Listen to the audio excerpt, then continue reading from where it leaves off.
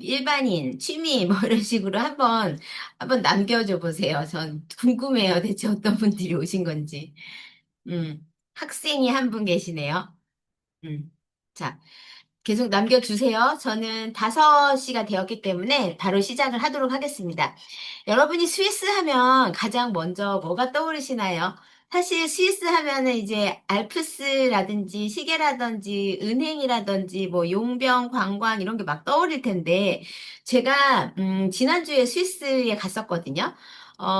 스위스 갔었는데 제가 거기서 두 곳을 방문했던 게 되게 인상적이에요. 하나는 린트 초콜릿 공장이에요. 린트 초콜릿 공장에 가면 세계에서 가장 큰 그 초콜릿 타워가 있거든요. 거기서 이제 계속 이제 초콜릿이 이렇게 콘칭 된다고 하잖아요. 그 콘칭을 하는 게 보여지는 그런 타워가 있어요. 제가 거기 갔다 온 게 하나 좀 인상적이고 또 하나는 초콜릿 공장을 되게 유명한 초콜릿 공장 겸 수제 초콜릿 그 팩토리를 여러 개 방문했었는데 초콜릿이 막 엄청 비싼 거밖에 생각이 안 나요. 엄청 엄청 비쌌어요. 막 100만 원 넘는 초콜릿은 일도 아니고 어 어마어마한 사이즈로 초콜릿의 그 수제 초콜릿들이 나오고 있었어요. 그래서 제가 그걸 보면서 초콜릿을 공부를 하는 것이 이제 앞으로 얼마나 그 고부가 산업이 될 것인가. 그러니까 한국에는 그렇게 비싼 초콜릿이 없잖아요. 설렁탕 한 그릇에 뭐 2만 원 받는다 해도 2만 원이 다 남는다 해도 거기에 들어가는 공정이 얼마예요? 근데 사실 초콜릿 같은 거는 조금 그런 어떤 노하우만 있으면 사실 재료가 막 비싸거나 이런 건 아니거든요. 그래서 앞으로 초콜릿 그 자체 혹은 파인다이닝이나 제과의 어떤 뭐죠? 연결 재료로서의 초콜릿의 가치가 엄청 낮을 거라고 제가 생각을 하고 왔습니다. 자, 그래서 스위스 초콜릿이 되게 유명해진 데는 사실 스위스에서 나는 우유도 한 몫을 했어요. 스위스는 사실 카카오가 나는 곳이 아니잖아요, 전혀. 근데도 불구하고 초콜릿이 그 세계적인 어떤 초콜릿 제품 자체가 유명세를 탈 수 있었던 건 콘칭이라고 하는 그러니까 치즈를 우리가 다리듯이 굉장히 뭉근하게 이렇게 밤새도록 다리는 그런 기법, 그 콘칭 기법을 어, 이 초콜릿 공정에 넣으면서 이제 그렇게 된 거거든요. 그리고 거기에다가 스위스에서 나는 그 스위스 신선한 그 우유들 있잖아요. 이 우유가 어차피 똑같은 우유인데 뭐는 신선하고 뭐는 신선하지 않냐. 냉장고에서 나오면 신선한 게 아니냐. 이렇게 생각하시는 분도 있을 수가 있는데요. 유럽은 가보시면 아시겠지만 밤 12시가 돼도 해가 지지 않아요. 그래서 스위스도 마찬가지거든요. 그러면 밤 12시가 되도록 밤새도 거의 뭐 한밤중까지 해가 계속 있는 거예요. 우리나라 한 정오처럼. 지금 밖에 보시면 우리나라 아직 해가 굉장히 밝잖아요. 지금 이 상황이 밤 12시까지 계속되니까 그 목초들이 얼마나 그 영양이 풍부하게 자라겠어요. 광합성을 계속 할 수 있고 그다음에 계속해서 자랄 수 있고 색이 녹음이 짙어질 수 있잖아요. 그런 상황에서 영양이 더 발달하는 거고 사실 스위스에서는 공장형보다는 방목형 우유가 더 많아요. 그러한 우유와 이 아까 말했던 콘칭 기법이 만나면서 스위스 밀크 초콜릿이 세계에 히트를 치기 시작을 했던 거예요. 그리고 그런 스위스 밀크 초콜릿의 그런 역사를 가리키는 학교까지 생긴 거예요. 그리고 그 학교에서 일하시는 셰프님들께서 오늘 이 자리를 마련을 해주신 거예요. 뒤에 보이는 바로 저 학교거든요. 스위스 CAA라고, 카라고 하는 학교인데, 저렇게 에비앙 호숫가에 있어요. 영국에 지금 영국 왕실의 수석 셰프인 안톤 모지만이라는 그런 분도 여기에 명예교수로 계시고, 사실 이 요리 학교는 많은 분들이 미국의 CIA만 많이 저희 경쟁학교인데 말씀을 하시는데 CIA랑 가장 큰 차이점이 있다면요. CIA도 그렇고 뭐 이렇게 또 우리 경쟁학교지만 꼬르동블루라든지 뭐 이런 학교들이랑 이렇게 가장 큰 차이점이 뭐냐면 그런 학교들은 예를 들어 시연을 하고 데모 키친을 한 다음에 정확하게 따라하는 레시피 중심의 교육을 하고 있어요. 근데 저희는 어떻게 하고 있냐면 이 카에서는 데모 키친을 하고 그것의 창의적인 기법을 창의적인 아이디어를 접목을 해서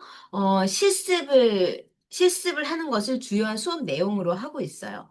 그래서 유럽에서 굉장히 잘 알려진 그 학사 과정, 디플로마 과정, 학사 과정, 석사 과정 이런 것들이 제공이 되고 있고 한국인 학생들도 사실은 거의 뭐 매 학기별로 한 여섯, 일곱 명은 항상 공부를 하는 것 같아요. 그리고 전원 기숙사 생활을 이렇게 하고 있고 매달 이렇게 학교에서 이벤트가 있어가지고 뭐 주민들을 초대하거나 아니면 스위스에서 유명한 관공서에 어떤 연회를 초대를 한다든지 해가지고 학교 들판에서 굉장히 이제 소규모 혹은 대규모의 연회가 계속 열려요. 그리고 그러한 연회는 우리 학생들이 실제로 고객을 만나면서 자신의 미각을 좀 평가받고 그리고 실제로 연회를 통해 가지고 어떤 우리가 하는 그런 어떤 컬리너리 아트나 페이스트리 아트를 다음 레벨로 올리고 또 새로운 어떤 컬처를 요리에다 접목시키는 그런 훈련을 하는 곳이라고 볼 수 있어요. 근데 제가 좀 신기하다고 생각하는 거는 평상시에도 어, 이 이 우리가 프랑스가 요리가 굉장히 좋다고 생각을 하잖아요. 발달이 됐다 막 이렇게. 근데 스위스 요리학교 카에 가보면 프랑스에서 요리 유학을 온 학생들이 사실 되게 많은 것 같아요.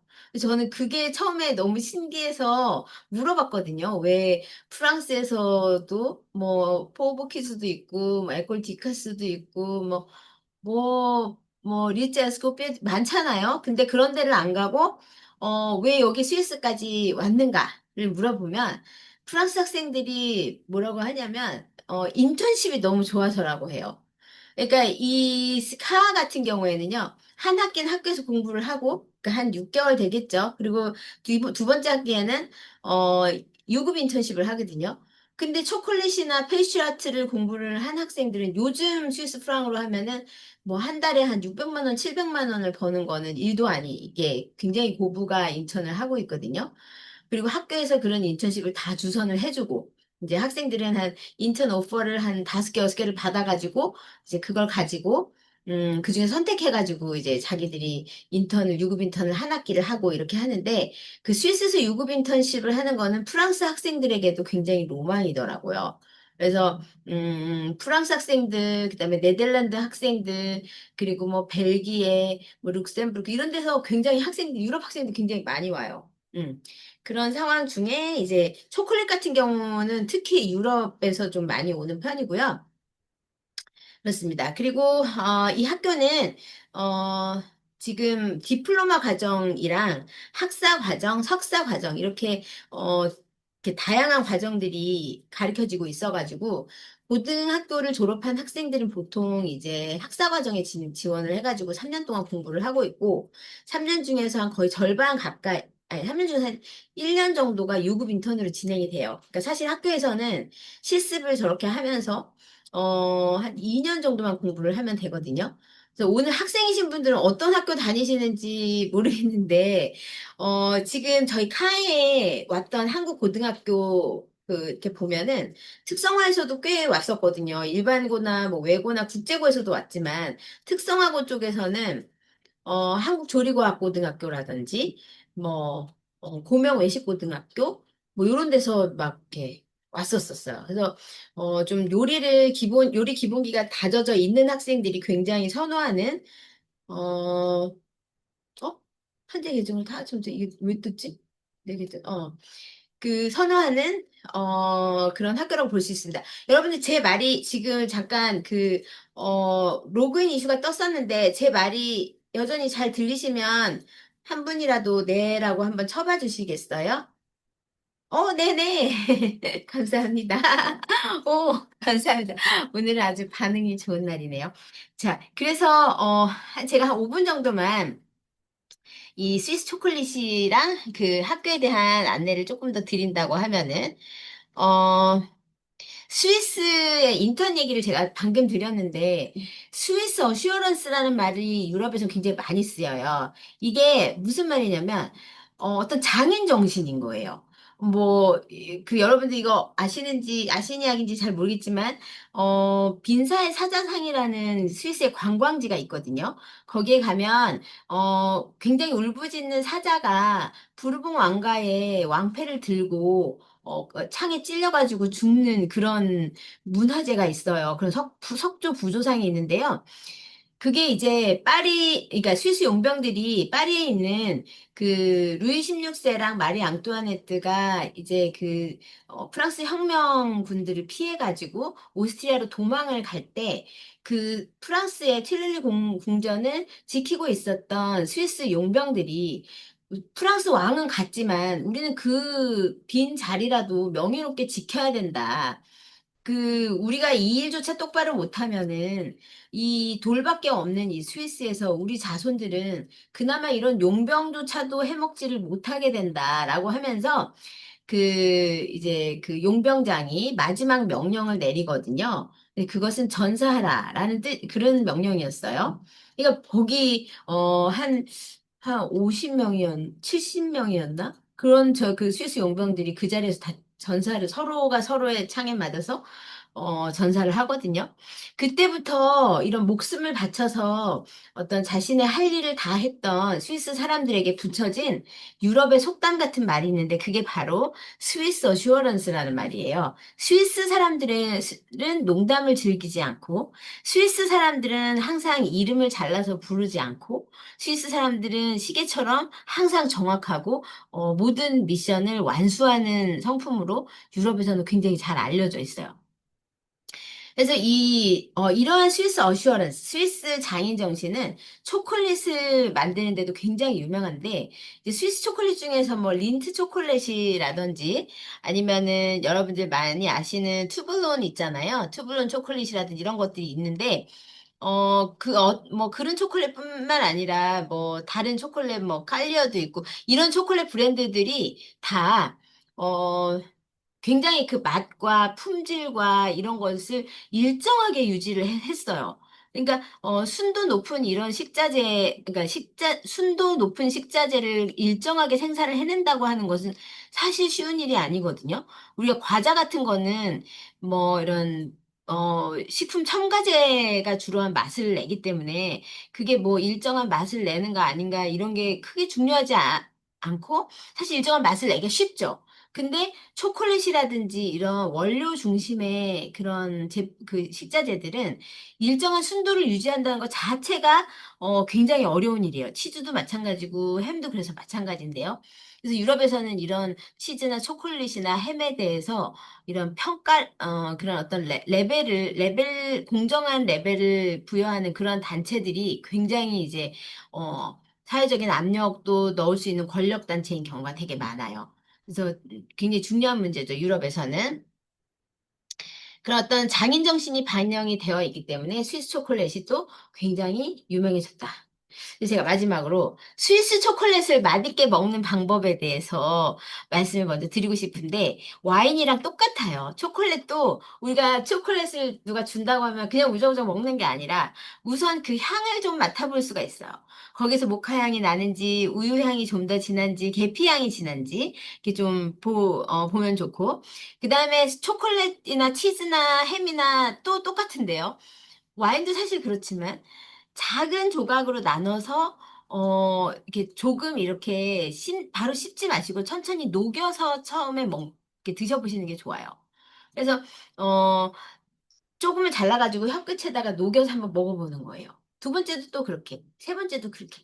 사실 초콜릿은 조금씩 먹어야 돼요. 이거 많이 먹으면, 네, 우리가 좋을 게 없잖아요. 그래서 조금씩, 조금씩 이렇게 먹는다. 치즈도 마찬가지.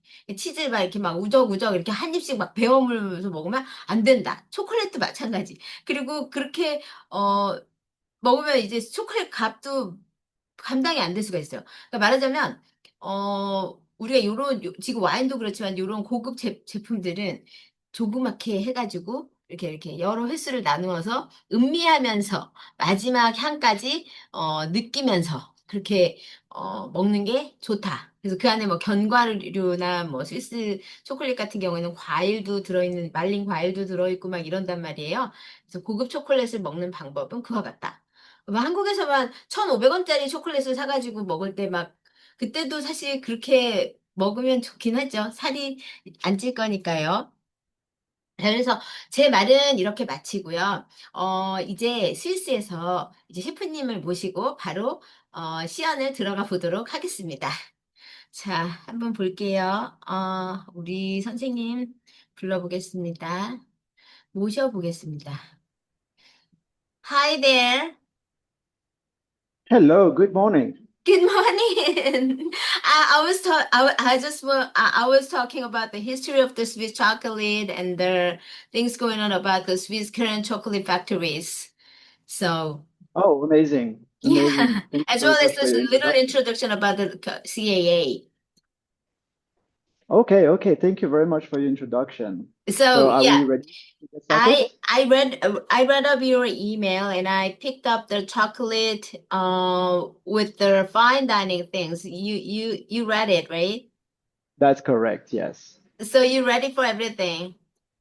I am ready for everything, yes. Okay, then I give you the screen now then. Amazing, thank you very much. All right, you go on. Thank you. All right. So, hello, and welcome to Switzerland. It's a beautiful day today in Switzerland. And just before I get started, I just wanted to inform you that we have the main view, but if you also click on the hands view, we have a second camera right here that will enable you to zoom onto the hands view detail.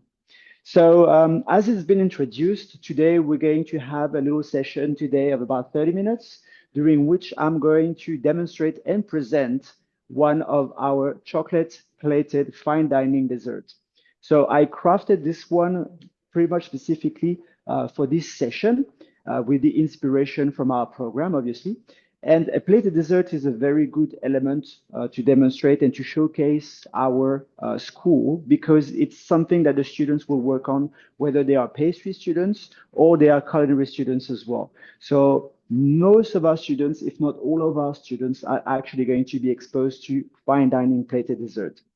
The one that we're going to be working on today and that we're going to make together, assemble together, is going to mainly revolve around chocolates. There's no Switzerland without chocolate, obviously.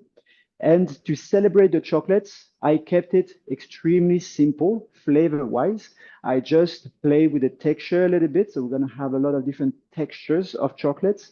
And I added a little bit of honey to the flavor combination, but mostly we're really going to stay around the chocolate basically.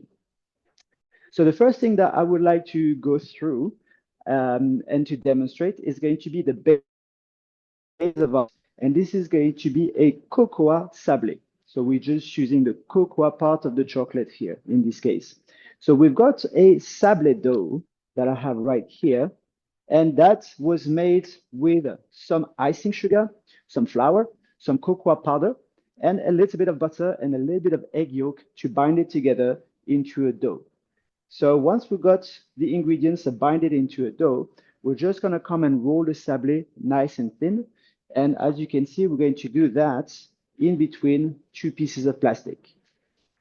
So with our rolling pin, and we're going to make sure that we take the sablé right after it's been made, so it's got a nice supple consistency. And we're going to go back and forth. The plastic enables us to make sure that it doesn't stick to the rolling pin or to the counter.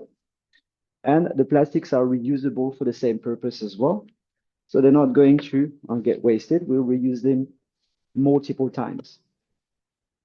So eventually, we're going to work on both sides, roll the sablé dough very evenly. Our students will start learning to use the rolling pin and roll by hands.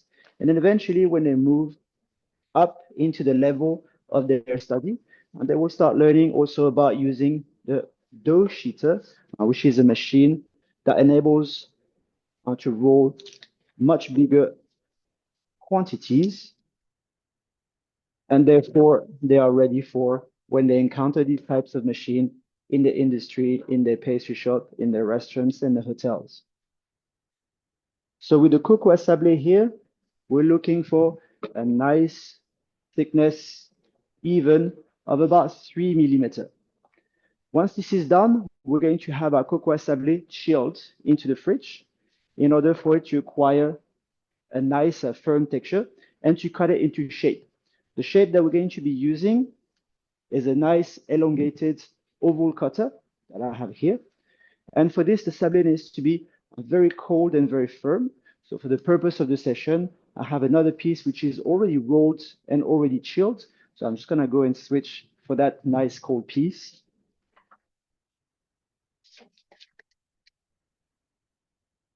That we have right here. We're going to get ready a baking tray as well in order to put these shapes directly onto the baking tray. And we're going to use these textured silicone mats for the baking, because that is going to ensure that we've got a very good air distribution in the oven, and therefore we'll have a nice even crumbly texture. So this element is going to be the base of the dessert, and the texture that we're looking for is crumbliness here. We definitely want a sablé which is nice and crumbly, and it's going to be sitting right at the bottom of our assembly onto the plates. So once the sablé dough is nice and cold, you see that it goes hard enough for the paper to be peeled off. And then we're just going to go across the surface with our cutter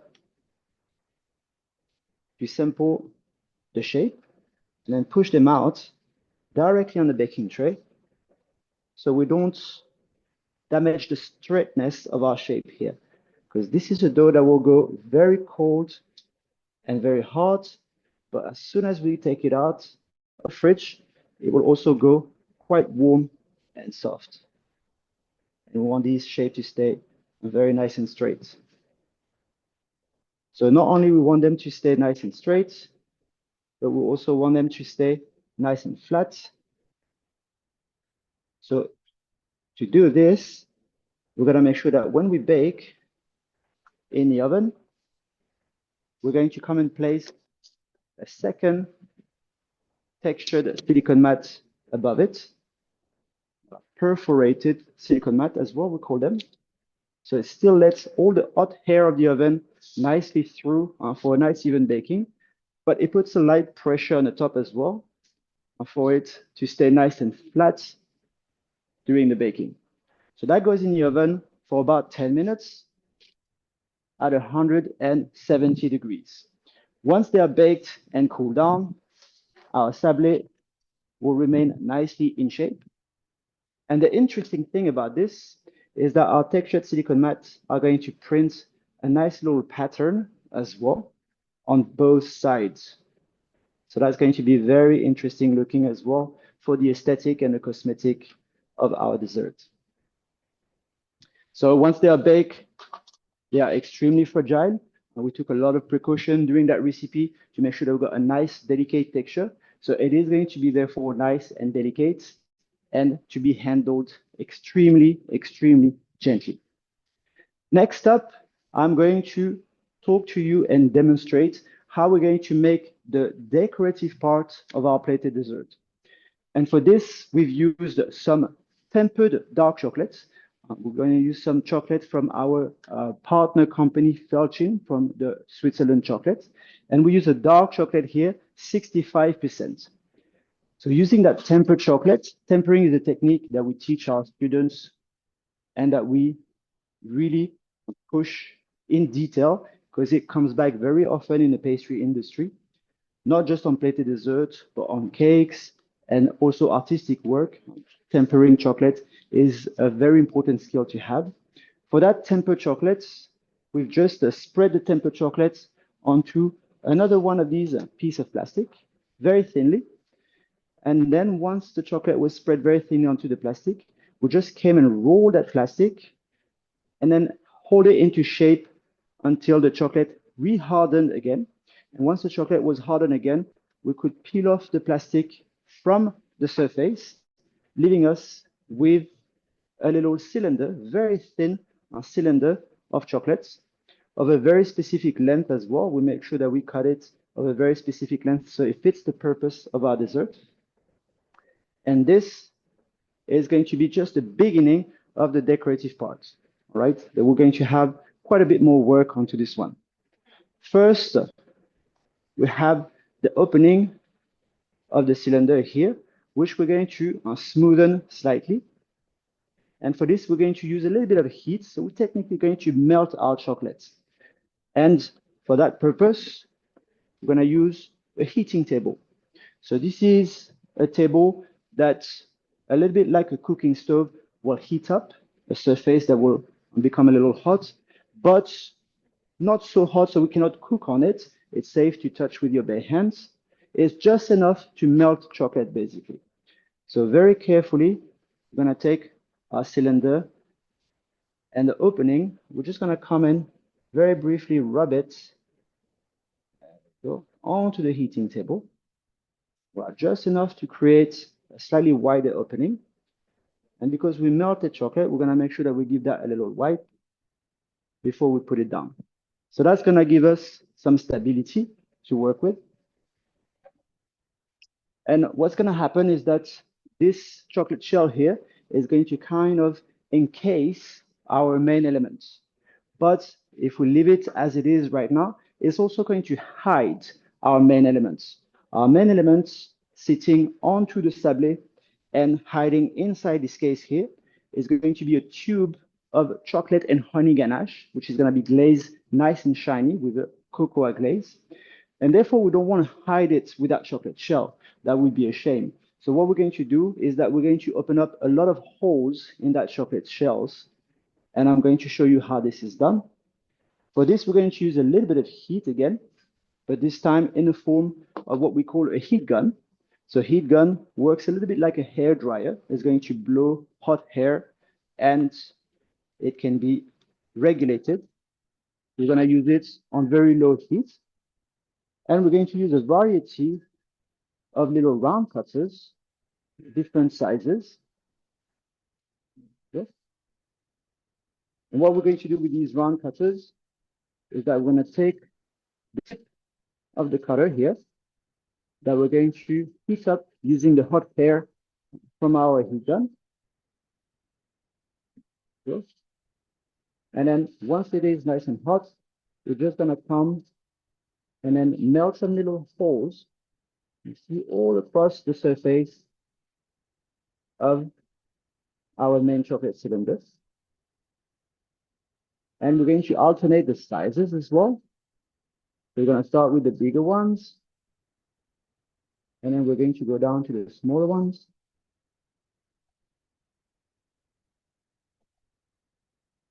And this is a very delicate operation. And this is definitely something that we will teach our students when they have a good knowledge of chocolates and artistry already. It's also going to be quite time consuming. So definitely a step that is reserved for fine dining desserts. Okay. And there's several things that we're going to have to remember as we do this here, is that first of all, we are melting through the chocolate. We're not cutting through it. So we're applying a lot of heat, and therefore we have to do so very carefully.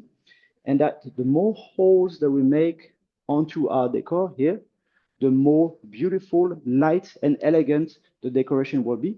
However, the more fragile it will become, because the more we remove chocolate, the more we make our shell very fragile. There we go. So you would want to keep going until it is nicely hollowed out.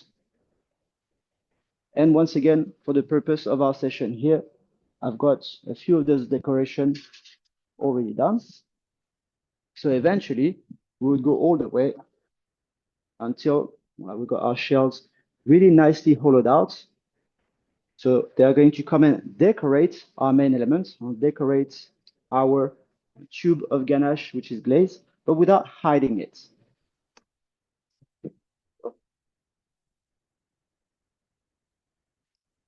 So now that we've got our decoration set aside and we've got our sablé taken care of, we're going to start talking a little bit about this main element that is going to sit on the sablé, and that's going to be surrounded, encased by these little chocolate shell. So this is going to be a chocolate ganache, as I mentioned, that is going to be flavored with a little bit of honey, and we're going to keep it extremely simple. So we're going to have 3 ingredients for this recipe. we have some chocolates, some honey, and some cream. So that's by far one of the most simple ganache that you could encounter. Okay. What we're going to be doing is have the honey into the pan. We're going to add to this the cream, and this is going to be heated up all the way to a simmer. Once we got the honey and the cream simmering, we're going to pour that hot liquid over the unmelted chocolates. And the heat of the liquid here is going to come and travel in between the coins of chocolates, melt them, and we're going to be able to mix that chocolate through the liquid, through the cream, transforming the preparation into a ganache. Once we got our ganache, it will be nice and fluid at that stage. We're going to make sure that we use it right away and when it has fluidity and mold it into shape. As I mentioned, the shape that we're going to be using is going to be a cylinder. So for a cylinder shape here, we could buy a silicone mold, we could design a mold for it, but a good skill for chefs and pastry chefs is to get creative. Once again, we're going to use a piece of plastic that we're just going to come and roll into a cylinder shape.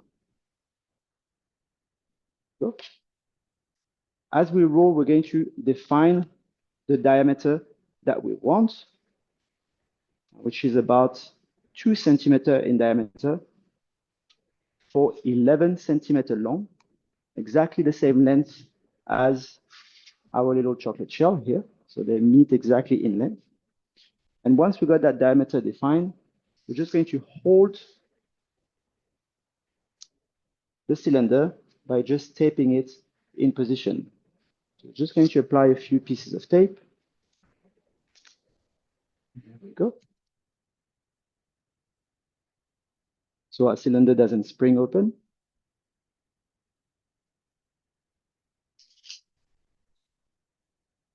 And then we're going to come and mold our ganache inside. However, as I mentioned, our ganache is going to be quite fluid when it's just been made and at the time of molding. So we're going to, of course, make sure that we have one end of that tube here that is closed up. And for this, we're just going to use a little piece of cling film that we're going to use to close up one end. And that we're once again going to secure with a little bit of tape. And then you see with a little bit of creativity, which is definitely something that we teach our students on a daily basis, then we've got a tube mold that can be made in just a few seconds, in which we can mold a ganache or any other preparation into a nice tube shape, which is extremely elegant on a plated dessert. So once we got our tube shape, the last precaution that we're going to take is to make sure that they stand up for transportation. And for this, we're simply going to come and secure them into a tall container and cushion them with a little bit of tissue paper. So once they're full with liquid ganache, then we can transport it easily, because that will have to be transported to the freezer and we'll have to freeze our ganache completely in order to be able to demold it nice and clean. There we go.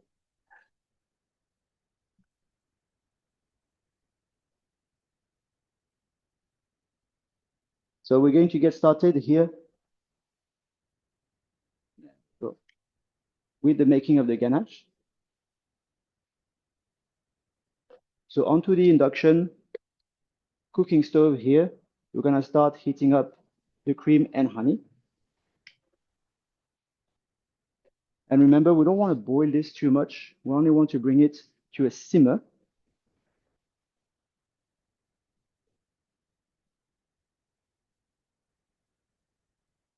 I'm going to use a spatula to make sure that as this is heating up in temperature, the honey start dissolving with the cream nicely.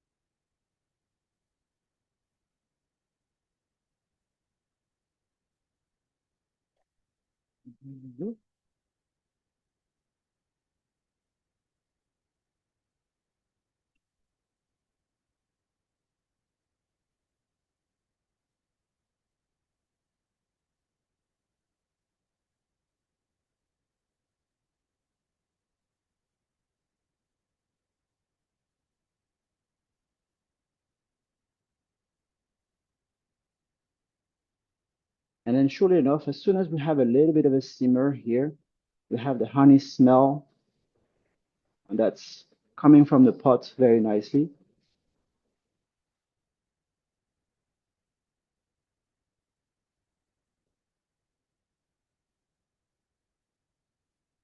There we go. So as soon as we got that light little simmer right off the heat, and we're gonna pour that cream straight away onto the chocolates. Because we're starting with an unmelted chocolate here. So we want to make sure that there's a nice amount of heat to melt our chocolates. So thanks to the small size of the chocolate coin of our nice 65% felching chocolate here, the cream will travel in between the coin and then very quickly after we combine the cream, these coins are going to melt. And with a gentle stir with a spatula, you're going to be able to combine the mixture into a nice honey flavored dark chocolate ganache.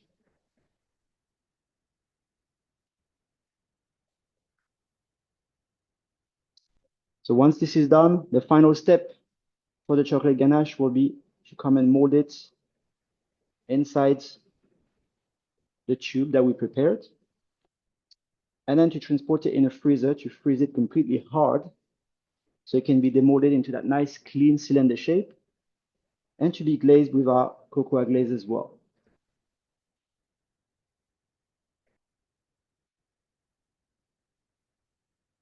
There we go. So a ganache is not something that you want aerated, so that's why we're using a spatula rather than a whisk here. And we make a very good point as well on teaching our students to choose the right tool for each purpose, because the ganache needs to stay quite dense and creamy. So spatula is definitely going to be the best tool. Well, I see that it's come together very nicely. We've got something that is nice and glossy now in consistency. So the chocolate has emulsified with the cream and honey. What we're doing here is called an emulsion. So at this stage, we're gonna come and fill our little prepared tube. And for this, because the opening is quite small, and it's about 2 centimeters in diameter, we need something quite precise. So we're gonna go ahead and use a piping bag.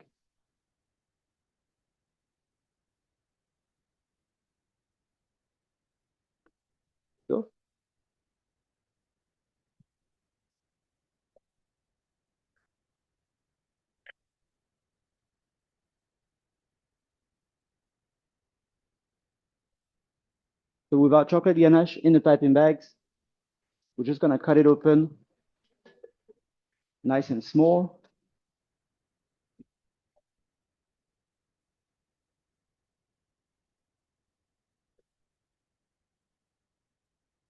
And now we have precision for the filling. So we can come and fill out our tube all the way to the top with precision. So,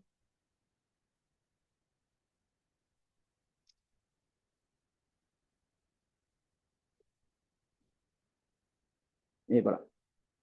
So that is going to go to the freezer until frozen hard.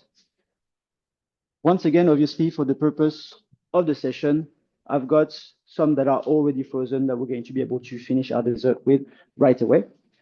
And as I mentioned, these are going to be glazed. These tubes of ganache are going to be glazed with a nice cocoa glaze that I have here. So that cocoa was made with sugar, cream, water, cocoa powder, quite a lot of it, and some gelatin. That's going to enable the glaze to set nicely once it's applied onto the ganache. So we've maintained it at a nice temperature of 35 degrees, so it's nice and fluid. Go. And in order to have a perfectly smooth consistency onto our glaze, right before we apply it onto our frozen tubes of ganache, we're gonna give it a little brief blending using our amazing Bamix blender here. There we go.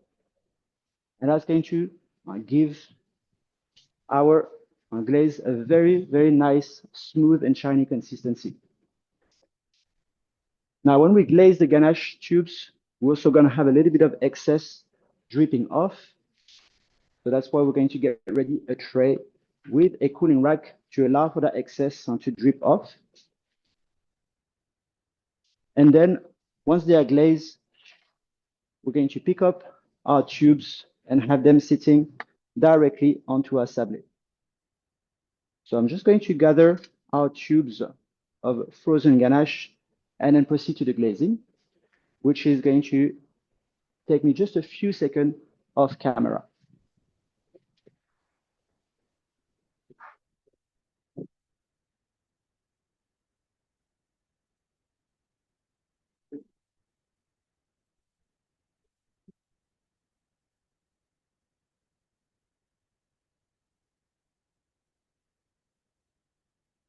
There we go. So once they're completely frozen, we're going to be able to remove our tube simply by cutting off the tape.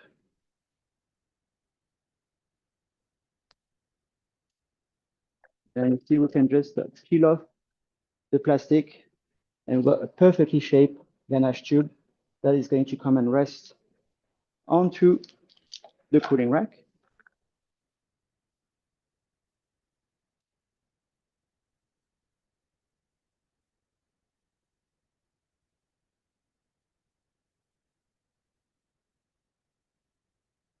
And this is going to be kind of like the heart of the dessert, the creamy elements inside and on top all of these crunchy elements. There we go.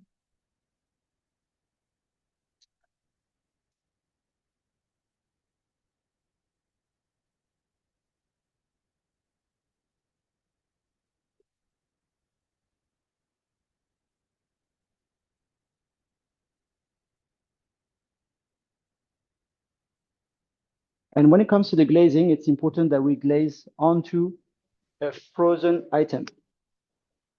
Because once it is glazed, we want our item to be still hard enough to be removed easily. So right before the glazing, as I mentioned, we use our Bamix hand blender to give a perfectly smooth texture to the glaze. So,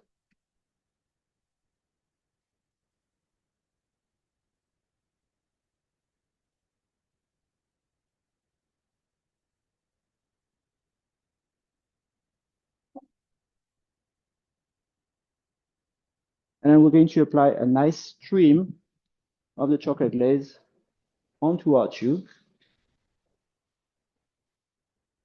while making sure that they are fully covered.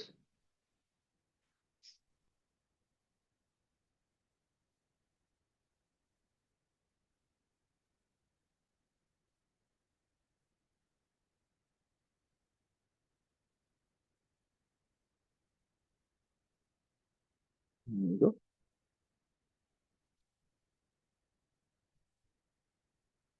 And the very nice thing about glazes as well is that all the excess that's dripping off and everything that we haven't used for the glazing, that can be conserved in the fridge, that can be reheated and then recycled for some more glazing.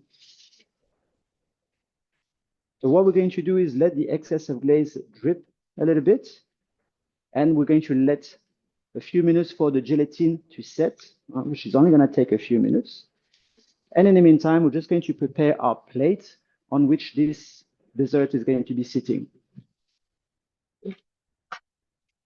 Just going to inspect on the side. Beautiful. So for the preparation of the plates, we are going to apply just a little design onto the plate. We are going to choose a very simple, nice and large white plate. So why white is in order for all these chocolate elements to stand out nicely.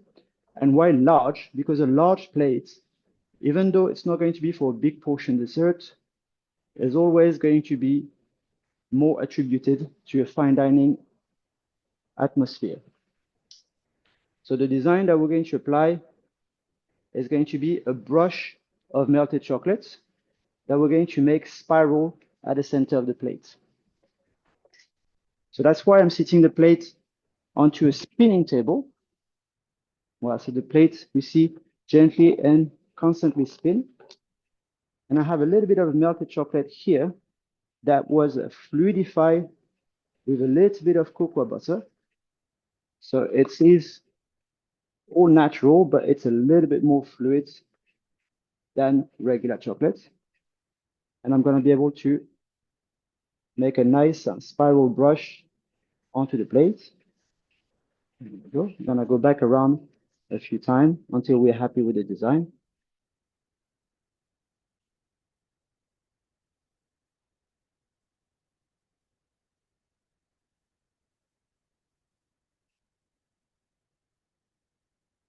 So the trick here is to stay perfectly still with the brush and let the spinning table do the movement.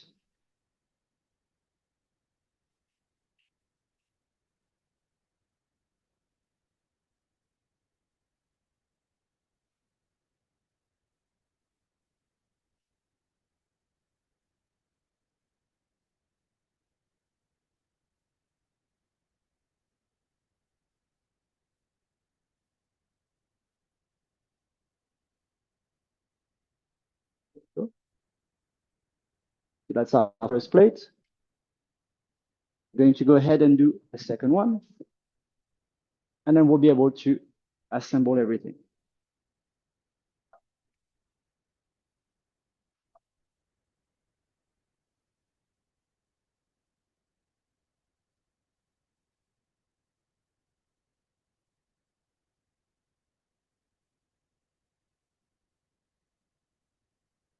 So the trick with this technique is to make sure that you start with a perfectly centered plate before the spinning begins. Hi, Chef. Hello. You're doing wonderful demonstration now. I mean, I think we need to finish everything in 2 minutes. Perfect. Everything in 2 minutes. You're busy. All right. So we're just going to finish this plate right here, and we're going to be able to assemble everything on.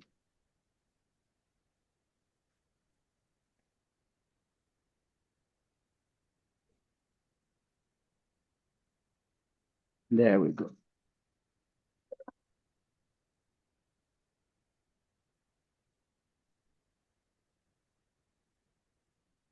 So to complete, we're simply going to put these elements on top of each other and onto the plate. Okay. So starting with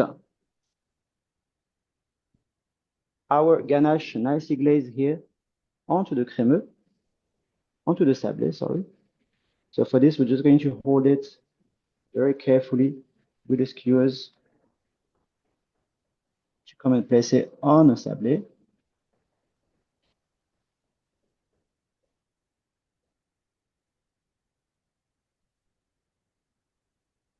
There we go.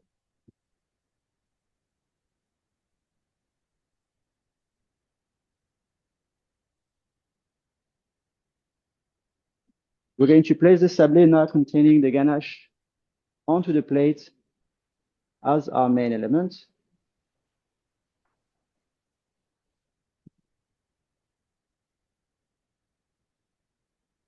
So we tend to go a little bit off center, preferably.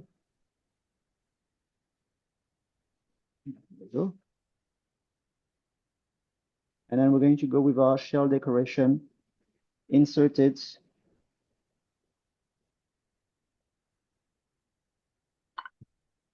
Yeah.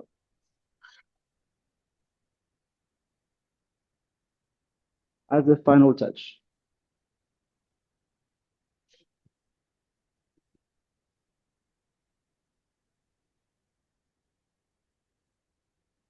Et voilà.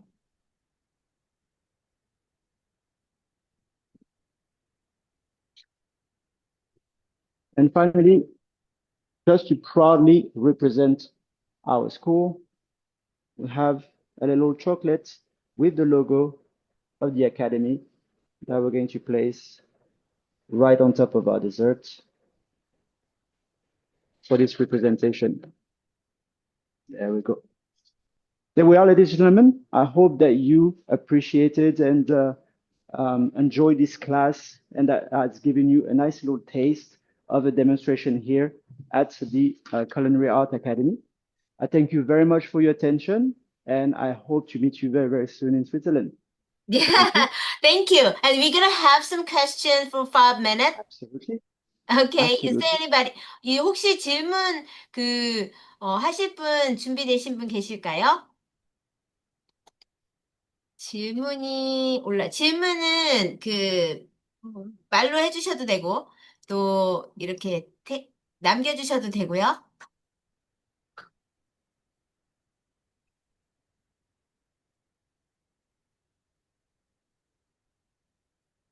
어, 질문 없으실까요? Okay, then let me give you, okay, there is one. There's a student who's asking about the glaze recipe. The glaze recipe. Mm-hmm. Alors, the glaze was made with 200 grams of cream for 160 grams of sugar and then 120 grams of cocoa powder and 15 grams of gelatin. So that's all. That's pretty much all. Yeah. Mm-hmm. Some glaze will also include a little bit of glucose to intensify the shine. Some glaze can also include some chocolates. However, for the glaze with cocoa powder, we obtain a more darker color. And since we have a lots of different tints of brown here, I wanted to go for a very, very deep, dark brown for the glaze. So without any chocolate, just cocoa powder in order to have something very deep and very dark. So it contrasts with the other brown color that we can see on the plates. Okay, there is one more student who's asking the racial Yes, discrimination, but this question is for me. So I'm gonna take this one, okay? absolutely. Hold on. CA에서 인종차별은 여기는 기숙사, 전 세계 학생들이 모여가지고 한 곳에서 기숙사 생활을 하는 곳이거든요. 근데 여기에 가면은 뭐 어느 나라 사람이라기보다는 그냥 개별적인 그냥 여기에 온 그런 인디비주얼로 그렇게 인지를 하는 것 같아요. 그래서 그리고 인종차별을 하기에 그 어떤 좀 도미네이트 하고 있는 어떤 나라가 있어야 되는데, 되게 그 국가별 그 국적 굉장히 다양해서요. 사실 인종차별이 있을 수 있는 분위기 자체가 아니에요. 약간 like a big family. 그냥 everybody is very, very friendly in the school. 그런 분위기예요. 음. 어떤 분이 물어봤을까? 궁금하시네. And, I mean, I'm gonna give you the one last question. What is the, Sure. what's the is there any careful thing we need to, is there anything we need to be careful when we make an emulsion? Yes, temperature. Temperature is very important when you make an emulsion. So the mixture mustn't be either too cold or too hot. So at this point here, for example, the ganache recipe that I just made, the cream was very hot, but the chocolate was unmelted. So when they combine together, they even out to a temperature of about 40 degrees Celsius, which is the temperature range which is ideal for an emulsion. So if it gets a little bit too cold or if it gets a little bit too hot, no matter how hard you mix, that is not going to emulsify properly. So temperature is the key. All right, that's a good one. And the other one, after graduation, um, if somebody studied in Switzerland, I mean Mhm. CAA, like for the digital study or anything, I mean, in the CAA, then is it going to be very helpful to find a job in European countries? Definitely. So when you get education in the culinary industry in Europe and you are looking for a job in Europe after, then employers will know that you've been taught to European standards. So that's definitely going to be helpful to find a job in Europe and in the rest of the world, obviously, because as we all know, European standard is amongst the most highly regarded. So I would say that it's by far one of the best place to come and study if you want to maximize your chances of finding a job in the culinary industry. All right, next question. If Mhm. we change the chocolate into the white one, I mean, do we have to change? Is there change and difference in choosing the gram or the ingredient? Like Yes, a mousse or definitely. a glaze? A mousse By the or change glaze, of the if color, there might be some other thing we need to be careful, right? yes. So the one first thing that you want to keep in mind is that white chocolate is going to be a lot more sweet than dark chocolate. And milk chocolate is also going to be more sweet. So if anything, milk and dark chocolate are more similar than they are to dark chocolates. So dark chocolate will have a lot less sugar and will have a lot more cocoa butter. So what that means is that when you mix your dark chocolates with other ingredients, cream for mousse, for ganache, etc., the dark chocolate will have a much more hardening effect. If you use the same quantity of white chocolate for a recipe that was initially intended for dark chocolate, then the final result will be not only sweeter, but it will be also a lot softer. So we need to make sure that we add some other ingredients, such as either gelatin or additional cocoa butter, in order to bring it back to the same texture that we originally had with the dark chocolates. Yes, that's a very good question, actually. 오케이, 네. 인턴 중에 저거는 좀 답변 부탁드릴게요. 기숙사 나가서 하나요, 저거? 그죠? 오케이. 이렇게 해서 저희가, 오케이. I just want everybody give a chef a big round of applause. Thank you very We much. do really appreciate your time and, for sharing your experience. It was really good time and we've Thank you. It reached was out my the time. pleasure. Okay? A lot of questions coming on, but we're going to take it up. Okay? No problem. Thank you very much for your attention. Bye, Thank everyone. you. 감사합니다. 이렇게 해서 오늘 궁금하신 점 있으시면 계속해서 저희가 그 카카오톡을 남겨드릴게요. 지금 남겨드리는 카카오톡으로 추가적인 질문 계속 해주시면 되고 이렇게 해서 오늘 시연을 마치도록 하겠습니다. 이거 카카오톡 그거 먼저 빨리 남겨드릴까 봐. 카카오톡 아이디 마지막에 올려드렸어요. 유학스타입니다. 오늘 시간 내서 이렇게 참여하신 분들에게 귀한 시간이 되었기를 바라고요. 오늘 이거를 찬찬히 못 보신 분들을 위해서 저희가 이거를 다시 한번 유튜브나 라방에 올려드릴 예정이니까 참고하시면 될 것 같습니다. 감사합니다. 이렇게 해서 마치겠습니다.